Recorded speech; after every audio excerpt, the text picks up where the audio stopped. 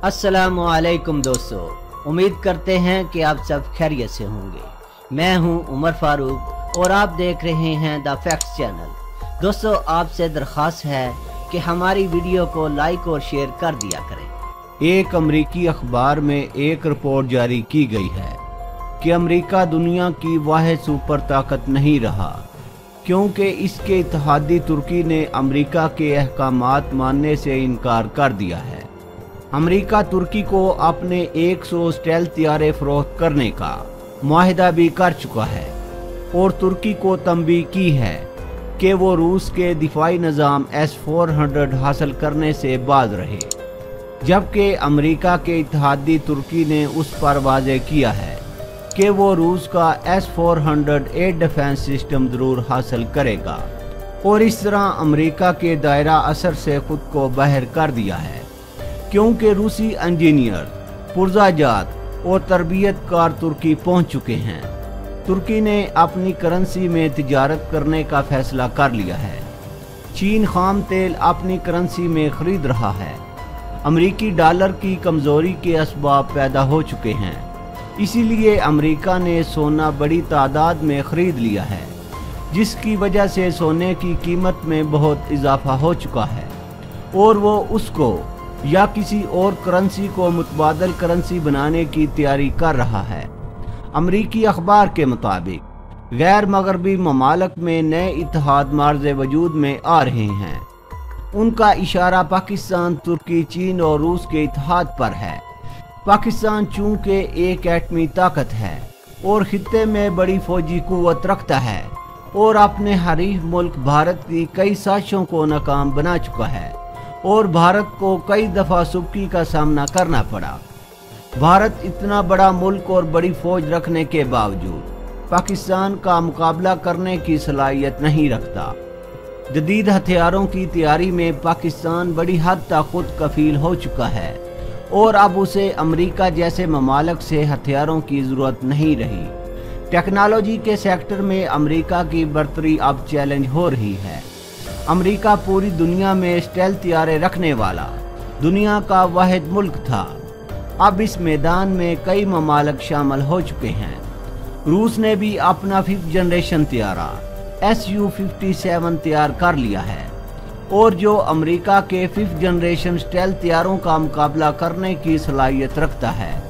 इस तरह चीन भी स्टेल्थ टेक्नोलॉजी में आगे बढ़ गया है और उसने अपना J-20 स्टेल्थ तैयारा तैयार कर लिया है और पाकिस्तान ने भी स्टेल्थ तैयारे की तैयारी पर काम शुरू कर रखा है और पाकिस्तान जल्द अपना जदीद स्टेल्थ तैयारा मंजर आम पर ला सकता है। इस तरह तुर्की ने भी पेरिस एयर शो में अपने स्टेल्थ तैयारे को नुमाइश के लिए पेश किया है। अमेरिका मुआशी और टेक्नोलॉजी के मैदान में कमज़ोर हो रहा है, इसीलिए वो भारत को अपनी टेक्नोलॉजी फरोख्त कर रहा है, जो इस बात का वाज़ेह सबूत है कि वो कितना कमज़ोर हो गया है। इस तरह अमरीका एनर्जी के ज़राए महफूज कर रहा है ताकि बुरे वक्त के लिए वो अपने एनर्जी के ज़राए महफूज रखे और पूरी दुनिया से वो तेल खरीद रहा है। पाकिस्तान, तुर्की, रूस, चीन और दीगर ममालक ने अमरीकी बालादस्ती को वाज़ेह तौर पर कबूल करने से इनकार कर दिया है, जबकि जनूबी कोरिया और जापान ने नरमी के साथ अमरीका के अहकामात की तामील करने से इनकार किया है। ऐसी सूरत हाल में अमरीका के पास सिर्फ एक ही ऑप्शन है, वो है मिलिट्री ताकत का इस्तेमाल, ताकि वो अपनी बालादस्ती कायम कर सके। लेकिन इससे खुद उसको खतरा है।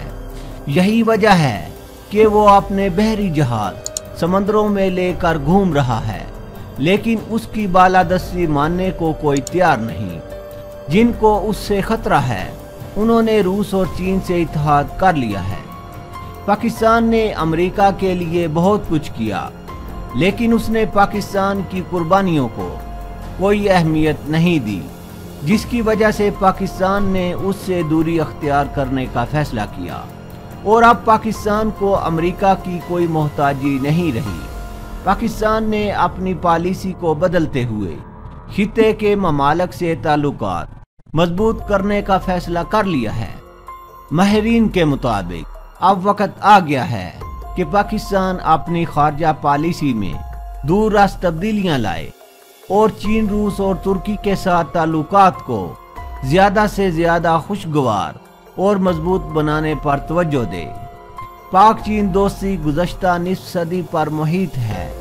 ہر گزرتے دن کے ساتھ اس دوستی میں برادرانہ محبت اور خوشحالی کا نیا دور شروع ہونے والا ہے۔ اب جب کہ چین اور روس کے باہمی تعلقات میں زیادہ قربت دیکھنے میں آ رہی ہے، ہمیں بھی ماضی سے قطع نظر روس کے ساتھ مضبوط تعلقات کو فروغ دینے کی ضرورت ہے۔ ماضی میں ہم عموماً امریکہ کے زیر اثر روس کے ساتھ دیر پا تعلقات کے استوار میں جس کوتاہ نظری کے مرتکب ہوتے رہے، اب اس پالیسی میں نمایاں تبدیلی لانے کی ضرورت ہے، جس کا آغاز عمران خان نے کر دیا ہے۔ خاص طور پر جب سے بھارت نے امریکہ کے ساتھ اپنی قربتیں بڑھائی ہیں، ہمارے لیے ضروری ہو گیا ہے کہ اثر نو دوستی کے تعلقات استوار کرتے ہوئے روس کے ساتھ باہمی تعاون بڑھانے کی جانب پیش قدمی کریں۔ ماہرین کے مطابق روس اور پاکستان کے درمیان تعلقات نہایت مضبوط ہو چکے ہیں اور روس پاکستان کی حمایت کرتا ہے اور روس پاکستان کو اپنے جدید ہتھیار بھی فروخت کرنے پر تیار ہو چکا ہے۔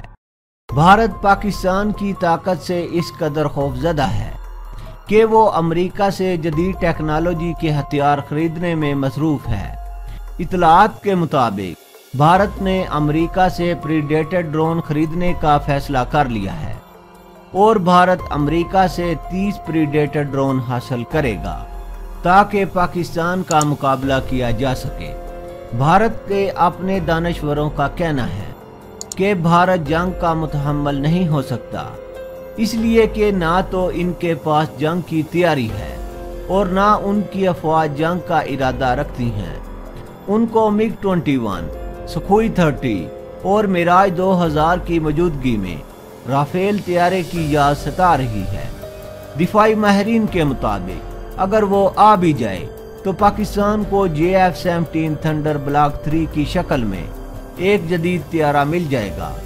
آپ جانتے ہیں کہ پاکستان کا JF-17 تھنڈر پیرس ایئر شو میں موجود ہے اور اطلاعات کے مطابق پاکستان کے JF-17 تھنڈر نے وزٹرز کو نہایت متاثر کیا ہے۔ وہ پاکستان کے JF-17 تھنڈر کی صلاحیتوں کو دیکھ کر حیران رہ گئے۔ پیرس ایئر شو دنیا کا سب سے بڑا ایئر شو ہے اور پاکستان کا JF-17 تھنڈر طیارہ انٹرنیشنل مارکیٹ میں کسٹمرز کی توجہ کا مرکز بن گیا ہے۔ پیرس ایئر شو 17 جون سے 23 جون تک جاری رہے گا۔